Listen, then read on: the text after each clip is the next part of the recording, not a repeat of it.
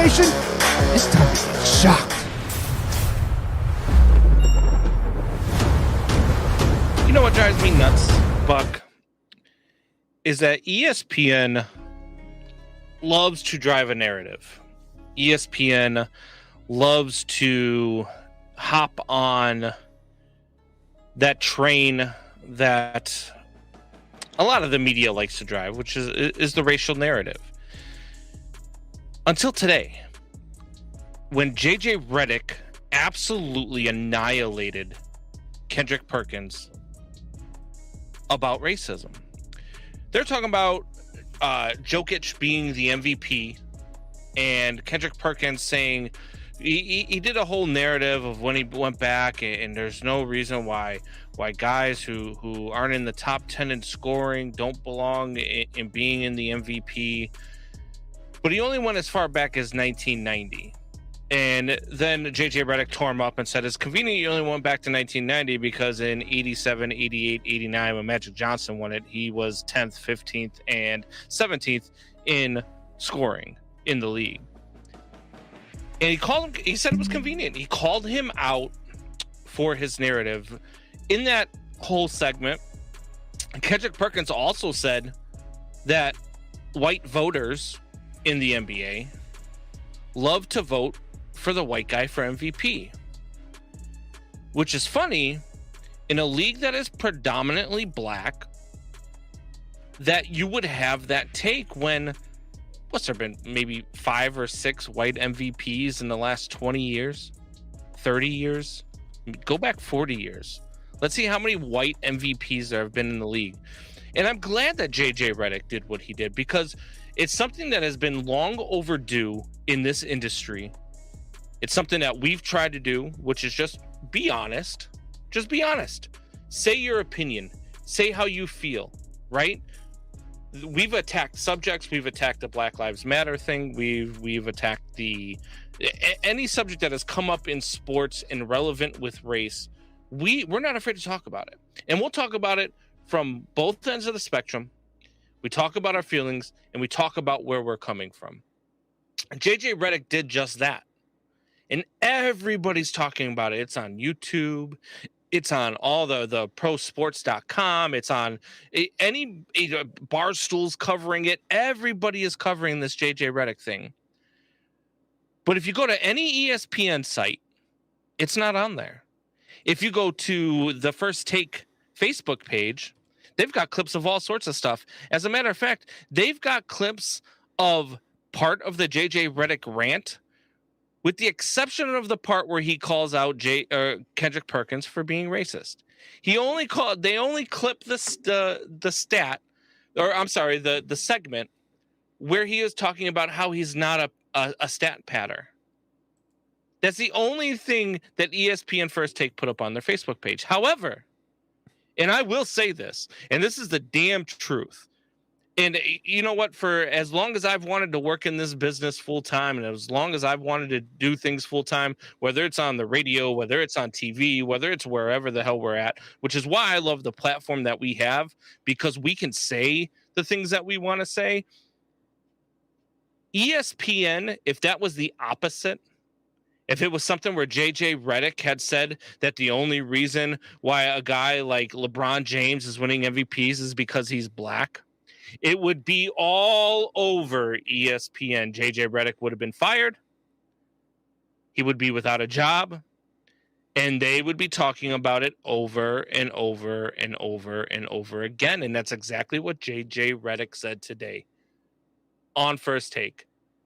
The problem with ESPN and the problem with First Take, and this is JJ Redick's exact words, is we create narratives that aren't there.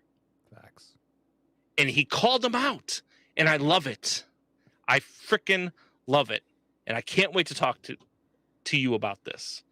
Cue that intro. Are you ready for the best damn sports radio show on the planet?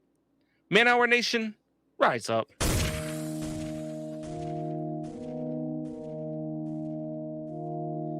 You don't want to be every time, no.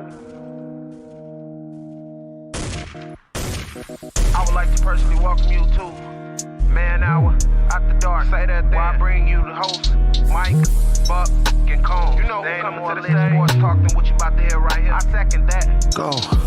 You know that it's us when we talking about sports. Giving you facts on the field to the court. Tune in, we need the support. 1 hour too short, then listen some more. On all your stations, not dropping no music. Stripes like Adidas, but Nike just do it. Down 4 in the 4th, we go for the win. Michael 2 seconds, we taking it in. Buck, Mike, and Combs, you know what's going on. Man, now we're out the dark, no LA, we the big spark. No 4th and inches won't cut short. Got the best talking, it's all sports. Buzzing more than buzzer beaters. We coming live all through your speakers, go. And what is up, Man Hour Nation? Michael Buckasha here with the Man Hour Show. Head over to manhourradio.com. Check out the merchandise page. Of course, check out the blog section as well. We got new blogs dropping each and every day over there. We got some new merch that's dropped over there as well. The Flame merch is over there. It is live, and it is on fire. Speaking of fire, my man Combs was dropping that fire on that intro. And Combs, I could not agree with you more on what you said about JJ Redick. If the roles were reversed, this would be a travesty if that were to happen. It's just, it is, this guy's a racist. This guy's a this, and this. And you were spot on that, Combs. You nailed it 100%. And thank you for doing that. Yeah, man, look, it's one of those things, and I hear it time and time again, and it's something that we've called out before, is that there's always only one side, and it feels like the white personnel on ESPN are almost forced to take a certain side, right? And some of them might believe in it. Some of them might be on that side of it, and that's fine. But nobody ever really just calls out the truth, which is the fact that ESPN, First Take especially, and it's not just ESPN. I mean, there's other radio shows that do it. There's other news, outlets that do it, but they create a narrative. And a lot of the times it's a narrative that's not even there. Right. I mean, how many times have we sat there and listened, like when who was it? I forget who the hell it was. Somebody called Antonio Brown a thug. Yeah. It was because Antonio Brown was black. Not the fact that Antonio Brown was being a thug, but the fact that he was black is why it was racist because he was black and he just happened to be doing thug mentalities. It's just like it is what it is. Or he asked how something about I don't know, something about the people he hangs out with, and they called it a posse, and it's so insane how many times. Now, don't get me wrong. There is racism in this world. I understand that. There is. There's systemic racism. There's all sorts of things that need to change in this world, and I get it. I'm there. I'm not blind to it. Okay, but you can't continue to push a narrative about black and white and this and that, and then not have both sides of the story in there. And that's exactly what JJ Redick did. JJ Redick came out and said, "Stop creating narratives that aren't there. Stop doing things that aren't there, and let's talk about things the real way." Jokic deserves to be talked about being an MVP because Jokic is an MVP candidate. Right. So Kendrick Perkins brings up I can't think of his name now. Another player. Joel Embiid. Joel Embiid. Yeah. He's not even playing. What are they? 2 games above 500? Yeah, I'm not 100% sure. I don't follow. They talked about Kendrick Perkins said when Steve Nash won the MVP, it should have been Kobe Bryant's MVP to win. Well, Steve Nash was leading the point guard of the best offense in the NBA, and no, he wasn't in the top 10 in scoring. Kobe's team was 42-40 that year. I'm sorry, but when you're on a team that is just barely above 500, sneaking into the playoffs, you're not going to get a ton of. How many times in any sport do you see a player getting MVP votes on last place teams, on teams that barely make the playoffs? 9 times out of 10, it's a player, the best player on the best team, or the best player on at least a top 3 team in the league. Right. Or at least a playoff contending team that could actually make some noise in the playoffs, right? Not a last team place that stinks in. Yeah, you are 100% correct on this. You were spot on. And I applaud JJ Redick because he does not need that ESPN platform. He has his own podcast, and he comes on ESPN as their NBA analyst to to basically kind of be that yin to yang to Kendrick Perkins, because honestly, Kendrick Perkins kind of needs to be knocked off his rocker, because over the last couple seasons, like talk about like a thug, like he tries to go on air and like thug everybody around. And I actually got a chance to watch that clip. You sent me the full clip. And if you watch Stephen A. Smith, as soon as JJ Redick opened his mouth and like said that, Stephen A. Smith's jaw drops, like, man, that's my whole show. Oh, what? Yeah. Like he was And that's pissed. the thing too, is that remember, what was it last year? It was in baseball. I forget. It was the third baseman for the Yankees, white guy. I can't remember. I'm so bad when it comes to remembering names, and I know all these players too. But he called the shortstop for the White Sox, Tim Anderson. He called him. He called him. Oh my God, Jackie Robinson, because he referred to himself earlier in the season saying he is the modern day Jackie Robinson. So when he called him that, he got called a racist for calling him Jackie Robinson. Kendrick Perkins a week ago on a Twitter post called JJ Redick Elvis. Yeah.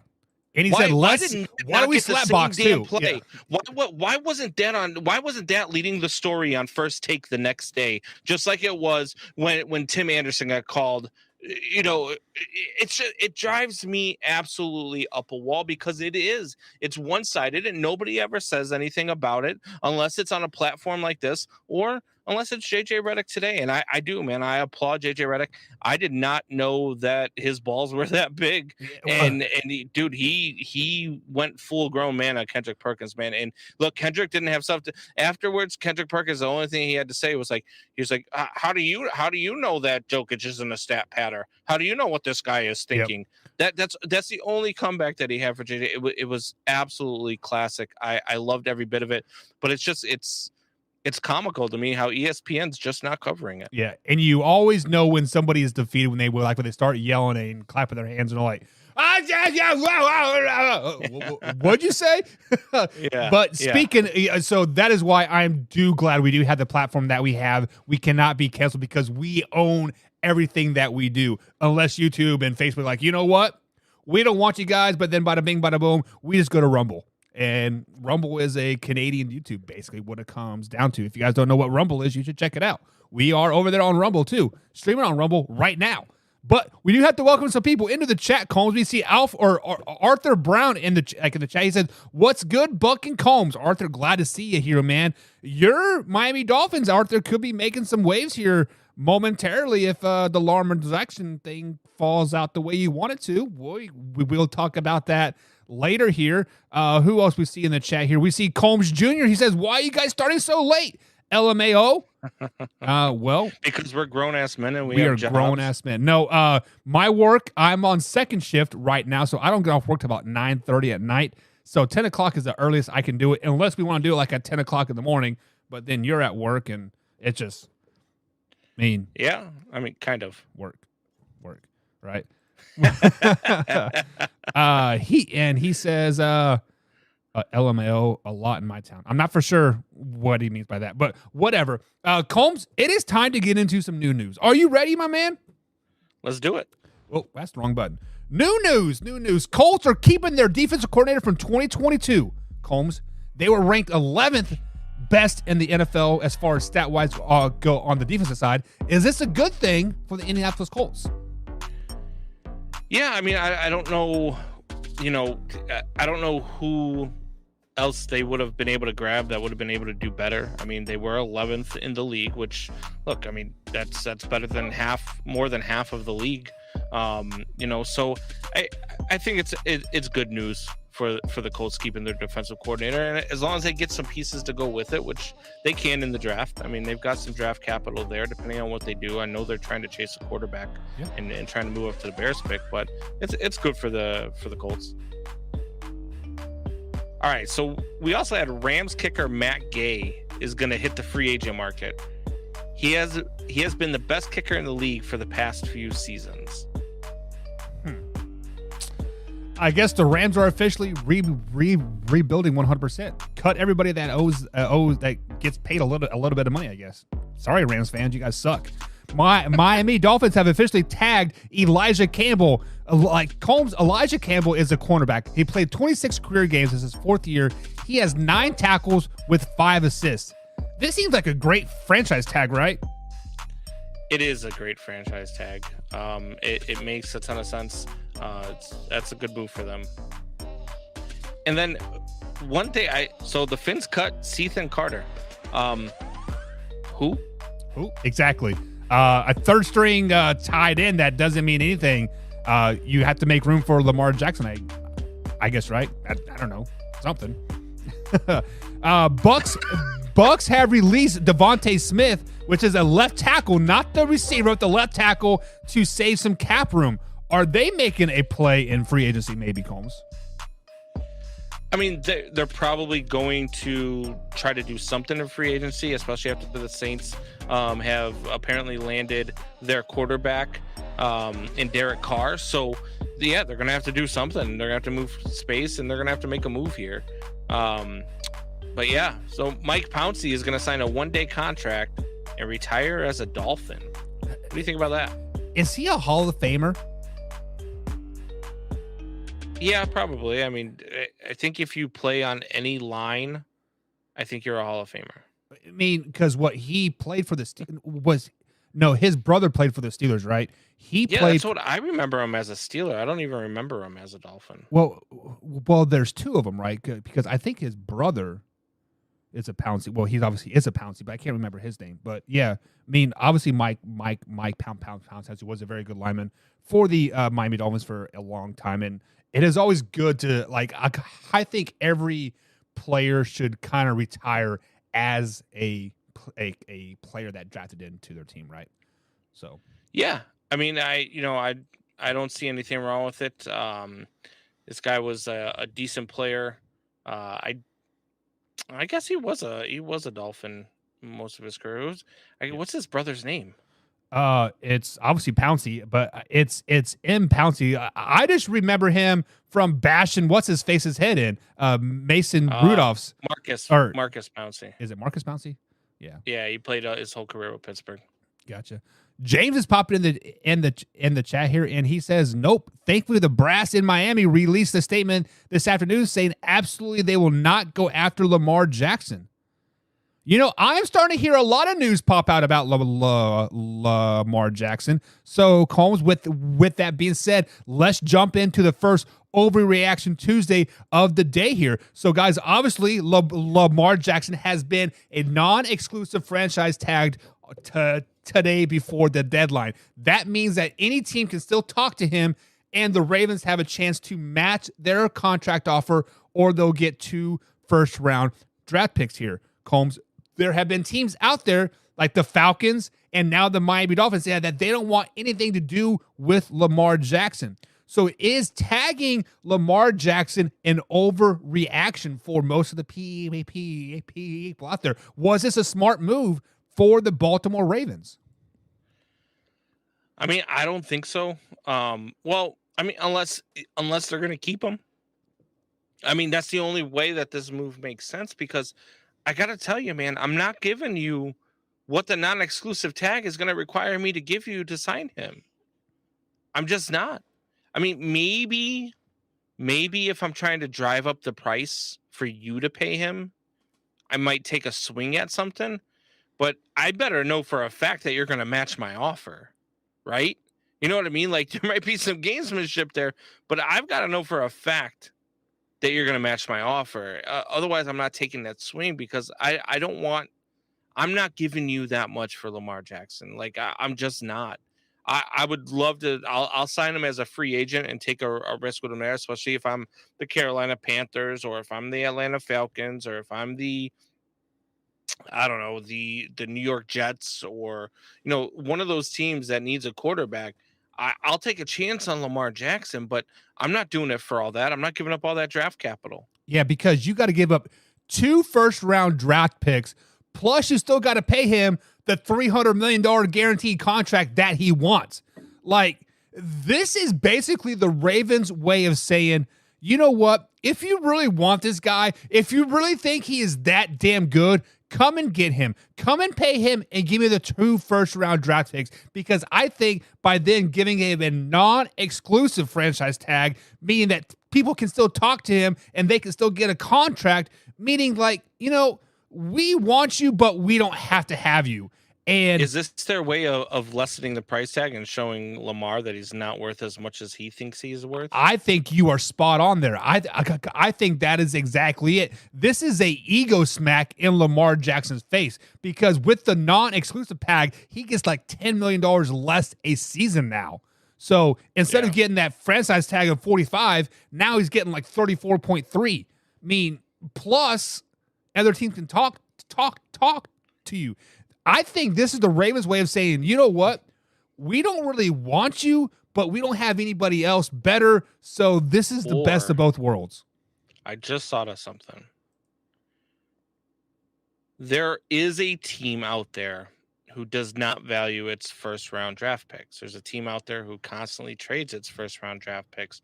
There's a team out there who has a certain head coach. I think I know where you're who going. wears a hoodie. Yep. Who probably would not mind a quarterback like Lamar Jackson. Could he go to the New England Patriots? He could. He could. Will he be successful? I don't think he will, because what is so great about Lamar Jackson's game? It is not his pocket presence. It is not his, just his ability to run. It is his ability to ad lib, right? It is his ability to extend plays, make something out of nothing in the end. And Bill Belichick and the New England Patriots, they pride themselves on perfection. They pride themselves on running that 5-yard out and getting you there on the dime. And so as he might be able to fit the system, he might win them 8 or 9 games but just by pure talent alone. But it is going to be miserable on Bill Belichick, especially if is he the offensive coordinator, or did they hire somebody else to actually call the plays now? But like either way, I think that would be a living hell for Bill Belichick. What are your thoughts? I think that it makes a lot of sense for the New England Patriots. I think it makes a lot of sense for Bill Belichick. I think that if anybody in the league is going to do it, that's who would do it. I really do. 2 first rounds though? He trades his first round draft picks anyway, like every single year. So here's the problem that I have with that. So like I'm not trying to poke holes in saying that he would not be a good fit, because I think he would adjust to that system, right? And Bill Belichick would adjust to him as well. But they wasted a first round pick on Mac Jones. Are you telling me that you're just going to let Mac Jones flaundle in the wind, sit on the bench as a first rounder after he's, No, I fully believe they're going to trade Mac Jones. What kind of value would you get out of Mac Jones? Because at that point, they are kind of like in the Cam Newton state, like all over again. Like, we know you want to get rid of him. We can give you a 7th rounder. Yeah. They'll get a third and a fifth, maybe 2 thirds and a fifth. You think Mac Jones is really worth that? Or I do. I think Mac Jones, given the right situation, would be a superstar in this league. I think Mac Jones is that guy. I just think he's in the wrong situation at the wrong time. I could see Mac Jones thriving in a couple of places.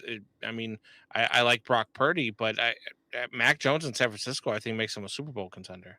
I mean, they're kind of already a Super Bowl contender now, just because of the team that they have placed. Like the San Francisco 49ers are literally just a quarterback away. They can plug and play anybody there, and they're going to be an NFC championship almost. So besides 49ers, where else would Mac Jones fit? Is he a Carolina Panther? Yeah, I mean, he could fit in Carolina. He could fit in Atlanta. He could fit. I mean, Mac Jones could really fit just about anywhere you put him. That needs a quarterback. So you really think Mac Jones can fit anywhere? I do. Mac Jones is that guy. I think he's that talented, and the reason why he hasn't succeeded in New England and it's come out before is because Bill Belichick didn't want him to succeed in New England. Bill Belichick was pissed off that Mac Jones went out and was talking to other players or other coaches about maybe what they thought was wrong with their offense, and that's when all of a sudden you started seeing Mac Jones getting benched. Was when Bill Belichick found out about it. Well, that is true, but to say that Bill Belichick didn't want Mac Jones, why waste the first-round draft pick on him then? Because none of that stuff happened until after they had already drafted him. I mean, this happened while they were in the season. This wasn't something that happened. I mean, Mac Jones, they were a playoff team 2 years ago with Mac Jones. They were also with Cam Newton on the roster. And then last year, all of a sudden, nobody could figure out why they were benching him. And they come to find out is because he was going around asking other coaching staffs what was wrong with their offense, and that rubbed Bill the wrong way. And all of a sudden, you started seeing the decline and the downfall. And you would wonder while you're watching those games what the play calling was. And Patriots fans were yelling about it all year. What the hell was the play calling when Mac Jones was in there? Well, Mac, you could have called me. You could have tweeted at me at manhour_buck, and I could have told you what the problem was. You have a defunct head coach that failed in Detroit. He's a defensive-minded guy, a defensive coordinator, never played an offensive snap or coach any offense that plays in his whole NFL career, and now he's an offensive coordinator. That's your problem. Yeah. Let's just be honest. 110%. That is your problem. 100%. So, Combs, let's go ahead and jump into the chat here real quick here. He says, Arthur Brown says, Tom Brady is a part of the rumor bill. No more talk about Lamar. So, Tom Brady to Miami is set in stone. Tom Brady's not going to Miami. You never know. Tom Brady's not going to Miami. Tom Brady is retired. Tom Brady is going to be banging 23-year-old freaking Instagram models for the next 10 to 15 years while he raises his kids as a single father. Would you have a threesome with your son with the Instagram model? With my son? No. Yeah. What the fuck? What kind of Pornhub shit are you on? It's actually RedTube. But we digress from that. Yeah, quickly. Moving on to the next Overreaction Tuesday on this Overreaction Tuesday special here at manhourradio.com. Daniel Jones gets a 4-year Combs $160 million deal.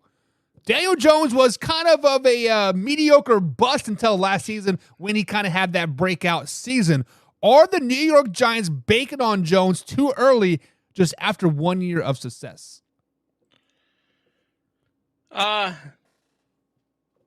No, I mean, look, Daniel Jones he's an okay piece. He's a piece that, sure, you give a 4-year deal to because you're not getting anything out of the draft this year with where you're at. Next year's draft doesn't look great for quarterbacks, minus everybody's all, hyped about Caleb Williams, which I don't know why they're hyped about Caleb Williams. He's going to be one of those guys. His game doesn't translate to the NFL, but we'll talk about that next year before the draft. And so for the next couple of years, you're not getting a quarterback anyway.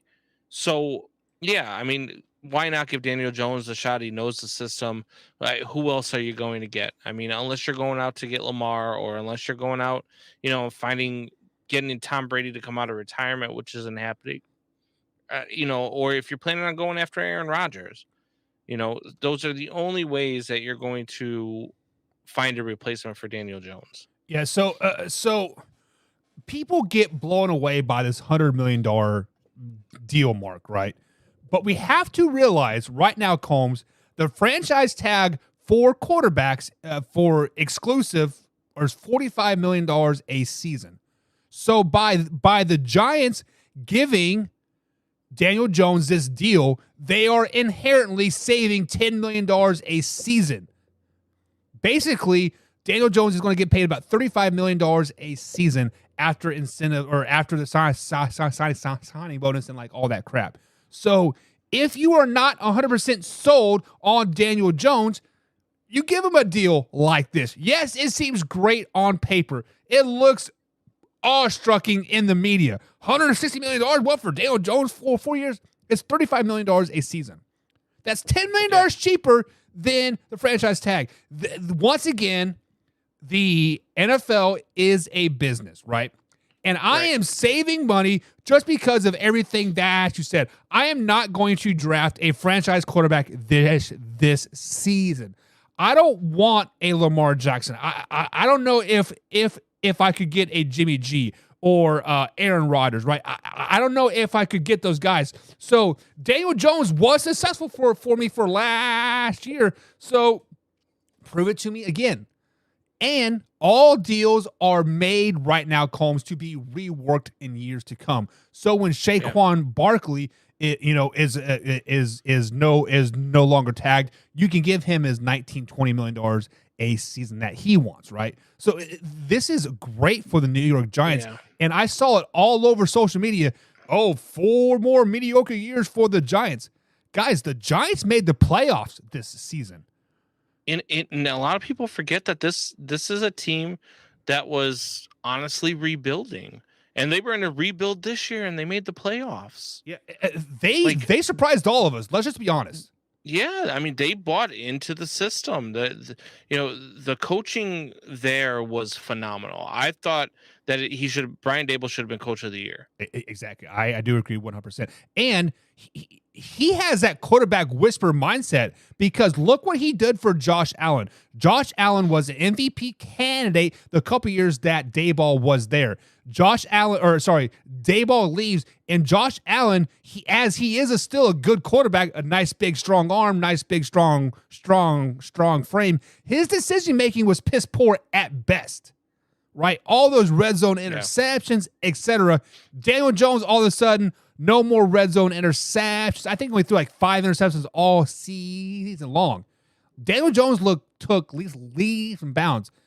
If this progression continues, Combs, we could see Daniel Jones as a top 10 quarterback in the NFL. And with this 4-year deal, this could be a steal. We could be looking back at 2026 when the Giants win their second Super Bowl, right? Like, man, $35 million. And under the new system, I'll tell you, right? I saw him take off a bunch of times. Not once did he ever get tackled by the 20-yard line this year. That is a complete truth there. I believe they shaved that down a little bit, so it is not as high over there. So Tiki is jumping in the chat here. Tiki Simpson, she says, if Tom Brady goes anywhere, he's going to go to the Niners, but pretty sure he's done playing. I mean, let's talk about this, because Kyle Shanahan went on record in saying that they are in the market for a veteran quarterback, because Brock Purdy is scheduled to miss 6 months. Trey Lance may not be ready for the regular season as well, and Jimmy G is good as gone. Does Tom Brady to the 49ers make sense for a couple weeks until Brock Purdy is ready, until Trey Lance is ready? Or can you legitimately sign Tom Brady and then bench him? Like, really? If you're going to do something temporary with Tom Brady, you would sign him to a contract in October. So like a postseason run. Correct. Yeah. Like if you have an injury to your quarterback mid-season, Tom Brady might be somebody you call and be like, hey, any chance you want to come out of retirement? Like that's what you're doing with Tom Brady. You're not bringing in Tom Brady to be like, all right, can you play for the first 4 weeks for us until Brock Purdy is ready or until Trey Lance is ready? Like, it doesn't make any sense. They've got their quarterback with Brock Purdy. I don't believe they have their quarterback with Trey Lance. Trey Lance, to me, is a guy that they should probably go away from. Trey Lance did not look good his first 2 weeks before he got injured. So I don't think Trey Lance is a guy. I didn't think Trey Lance was a guy when they gave him the job, but that's just me. I don't think. And for a guy like Brock Purdy, who was the last guy taken in the draft, Mr. Irrelevant, to come in and do what he did, I mean, and as much as Trey Lance struggled, it kind of shows you that there's something there, right? Like, It shows you that Trey Lance may not be what they thought Trey Lance was going to be. Yeah, you are 100% correct here. Trey Lance actually hasn't played more than 6 games since 2019. So he was a junior in college. So just kind of take that into perspective. Arthur Brown jumping back in the chat here. He says Phillip Rivers wants to come out of retirement. Mr. 37 Kids himself. Does Phillip Rivers end up in San Francisco? Look, speaking as a father of 98 kids myself, when you retire, Phillip Rivers retired. What has he got? Like 9? He's got 9 kids, 10 kids, something like that. I believe at one point I heard every time he lost to Tom Brady, he has had a kid. So that's so like, a lot. No, so like 12, I think it was, or something. So he's got all those kids, but nothing will make you come out of retirement faster than being away from them for 6 months out of the year, and then coming back and being with them every single day, right? Like it's a completely different environment. Him wanting to come back, like I don't know, he wasn't that good his final season. I kind of think that's kind of a stretch. I mean, where who picks him up? The only thing I could think of logically here is if we take Kyle Shanahan at his word, he is looking for a veteran quarterback. It would kind of make sense to go to San Francisco, play a game or two, and then take that backseat backup quarterback coach role and groom Brock Purdy, right? But other than that, I am not going to go out of my way and sign a 40-year-old quarterback that sucked in Indianapolis. He was terrible in Indianapolis. He was terrible. Yeah. And it just like he looked lost at times in Indianapolis. Like he knew he was done. Like he knew he had nothing left to give on an NFL field. Right. And it's kind of like Matt Ryan about mid-season this year. Like, who is this guy? It's a pretty much Matt Ryan ever since they lost that Super Bowl they were leading. Matt Ryan got benched 3 times this year. I'm just going to put that out there. Jesus. He got benched 3 times this year. Speaking of being benched, Saquon Barkley finally found himself off the bench and on the field. He finally played a full NFL season for the first time since his rookie season, but he has officially been franchise tagged this year as well. This is a non-exclusive tag as well, much like Lamar Jackson. So teams have an opportunity to pick him up, give him a contract, and the Giants have an opportunity to match that contract. And if that does happen, they get 2 first-round picks for Saquon Barkley. Combs, is there going to be anybody legitimately going to give 2 first-round draft picks for a running back that has played 1 full season in 5 years? Nope. I wouldn't have even wasted my franchise tag on them. I told you that yesterday. You do not use their franchise tag, and you do not use any first-round draft picks on a running back. You don't do it. I don't care how talented the running back is. Running backs are a dime a dozen. Running backs are such a dime a dozen that a lot of the elite running backs that are in the league right now, we're taking in the 2nd, 3rd, and 4th rounds. Yep. You do not waste a first-round draft pick or a franchise tag on a running back. It's a waste. It is a waste. There's so many other things that the Giants could have done with that franchise tag. Saquon Barkley, and there's any GM that does this should lose his job. So Saquon Barkley is a top 5 running back in the NFL if he can play a full 17-game season. The problem is if he can play a full 17-game season. He has played 30 games in 3 years. That's average 10 games a season. That is not a full-time running back. So if I wanted a part-time running back, I would pick up Zeke Elliott, right? No, I'm totally kidding. But just like what you said, there are other options out there. You probably could have got Joe Mixon for kind of cheap after everything that's going on with him, with the cops raiding his house and everything. I haven't read into that story fully, but something's going on with Joe I Mixon. haven't even heard of that. You can pick up Clyde Edwards Holaire from the Kansas City Chiefs. Leonard Fournette just got released from the Tampa Bay Buccaneers. There are options out there that you could have saved a lot of money. You could have saved the $10 or $12 million, whatever that franchise tag is, and signed a Leonard Fournette to the league minimum, or a Breece Hall, or there are other options out there. But however, our guy Wayne G said it at the best here. Derrick Henry has also been linked to the trade rumor mill as well. And he said, take the name out of it. Would you give a first round draft pick for a guy that has 1,800 carries in 4 seasons and hasn't played a full season in the last 2 seasons? Answer that question is overwhelmingly no, right? You would not do that. So why would you do that for Saquon Barkley? 2 first-round draft picks for a guy that's played 1 full season. It just doesn't make sense. Yeah, it makes zero sense whatsoever.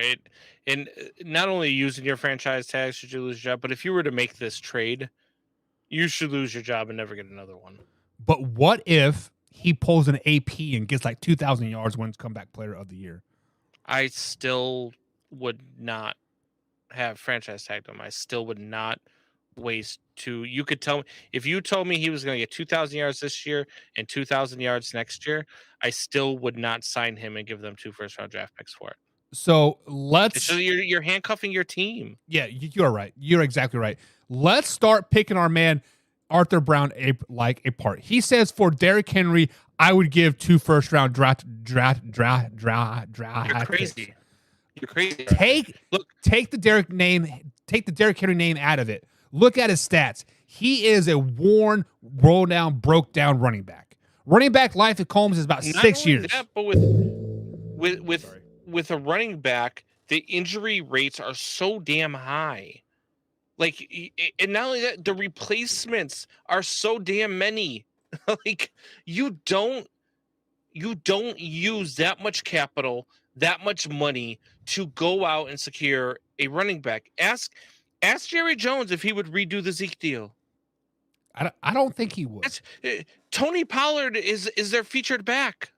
He is. Not only did you go out and give Zeke that deal, you got the highest paid running back in the NFL on your roster, and now you just had to use your franchise tag to keep Tony Pollard. Yep. But seriously, Arthur Brown, Derrick Henry has over 1,800 carries in the last 4 or 5 seasons. I don't have the exact stats out of me, but I am cherry picking from Wayne G here, and this is the comment that he said. 1,800 carries in 4 seasons. Would you want to give 2 first-round draft picks for that running back? And everybody said no. And then Wayne G said, well, it's Derrick Henry. And then all of a sudden, everybody changed their mind. Like, wait. Why? Why does a name do anything? Just like what J.J. Redick said. It is not a name-based league. It is a stat-driven league. And the stats say that Derrick Henry is on his last leg. He stole that argument from me, by the way. Wayne G did. Did he? That was the same argument I used for him with Jameis Winston when I threw out all the stats. And I said, you don't want a guy who's thrown, this many interceptions and this many touchdowns every year in and year out. He's like, no. I said, you're right. I wouldn't want him either. So you keep Brett Favre, and I'll take Jameis Winston, whose numbers are better. There you go. Facts are facts. Speaking of Brett Favre, your guy, Aaron Rodgers, and the New York Jets have talked in making some type of communication, but obviously Aaron Rodgers is Aaron Rodgers, and a decision probably won't be made until April. But Aaron Rodgers to the New York Jets, how big a deal is that, Combs? Is that going to happen? I think it's possible. I mean, they are going to California to get him and talk with him anyway.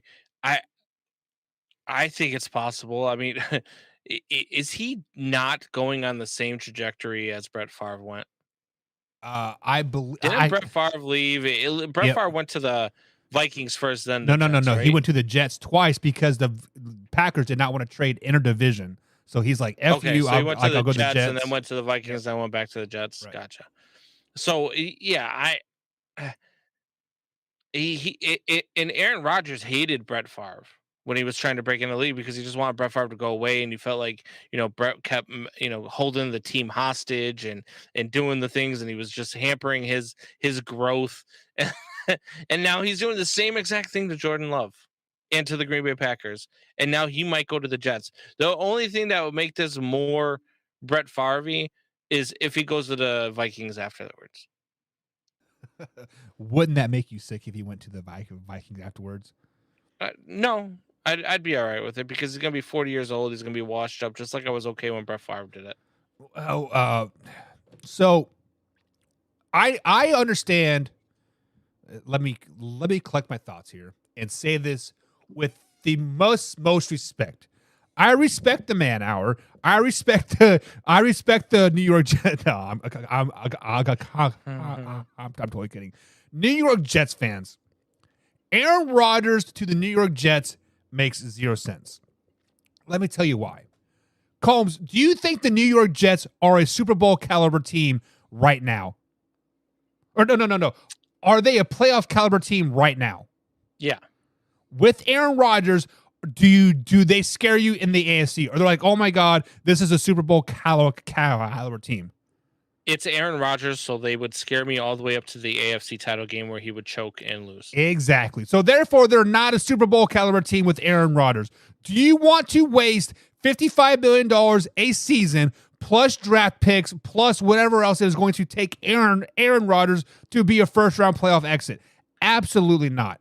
I wouldn't want Aaron Rodgers anywhere near my team. The New York Jets are a good young team. Zach Wilson just needs a little bit of culture, right? He needs to learn how to be a leader of men, whether that is sitting on a bench for a full year or being traded. He just needs to learn how to be a man, right? So what the New York Jets need to do is look at a quarterback that is out there. Let's look at your man, Mr. 50 touchdowns himself, Jameis Winston. This kid is hungry. Ever since being traded from the Buccaneers, he has been kind of playing second fiddle to everybody else. And now Derek Carr comes in and takes his team. Jameis Winston wants to prove shit to the world.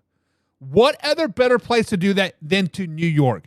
Aaron Rodgers could give a shit less. He is already a top quarterback in the NFL of all time. Second, third, whatever you want to say. He is a top 5 quarterback of all time in the NFL. He doesn't care about getting a Super Bowl ring in New York. He just wants to say, I can do it, right? Like he just wants to play. Jameis Winston wants to prove it. Jameis Winston wants to be your guy. Anybody but Aaron Rodgers to the Jets right now makes sense. Baker Mayfield, Jameis Winston, Jimmy G. You can name any free agent quarterback besides Aaron Rodgers. It would make sense. Aaron Rodgers to the New York Jets does not make sense to me at all. Rodgers to anybody doesn't make sense to me at this point in his career. Look, Rodgers is a top 5 quarterback of all time. No question about it.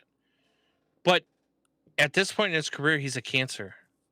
He is a guy that is going to hold you hostage year after year, where he doesn't know what he's going to do. That He's going to go and take some opiates, overseas in the off season, and then he's going to try and make up his mind as he goes kumbaya with his tree hugging girlfriend. Like that's the Aaron Rodgers that you're getting, and he's not going to get along with anybody in your locker room because Aaron Rodgers is not a likable human being. Like, so no, why would for anybody to take this chance to go get Aaron Rodgers? I know you're the New York Jets. I know what your quarterback situation looks like, but I promise you, bringing Aaron Rodgers in is not going to help you. So let's look at the New York Jets right now.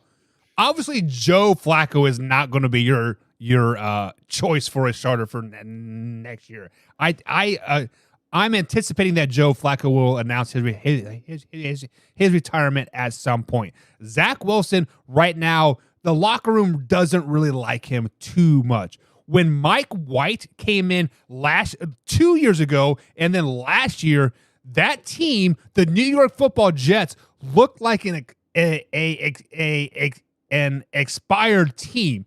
They wanted to rally around Mike White. They wanted Mike White to be successful. Coaching staff. Who is our coach right now? Robert Saleh, right? Robert Saleh. Look at the tape from week to week. Zach Wilson is the starter. You guys are dog shit sucky. Mike White comes in the very next week. You guys are going toe-to-toe with the Tampa Bay Buccaneers. Like, what? With a third-string quarterback and Mike White? Why is that inspired football? The quarterback answer on the New York Jets might be Mike White. That might be the answer. They don't like him because his last name's White. Oh, Jesus. Should it be Green? I mean, Kendrick Perkins doesn't like him because his last name's White. Combs, Arthur says, Combs is just tired of Aaron Rodgers kicking his Bears' butt every year. Get him out of town. Well, I could keep him in Green Bay. I would love for Aaron Rodgers to be Green Bay's quarterback when the Bears take over this division starting this season. It's not going to be this season because this is the Detroit Lions season, baby. James popped in the chat. What's up, James? You've been saying that for 5 years. You're bound to be right one of these times. I'm bound to be. He says, I hate to say it, but the Jets are sitting on that defense that could rank at the top next season. The Jets do have a pretty good defense. They have a very young defense nucleus there with Sauce Gardner and those guys. So yeah, they have a lot of room to grow. Jets, the only thing they're truly lacking is a couple receivers that want to play on their team, basically. That's what it comes down to. Yeah.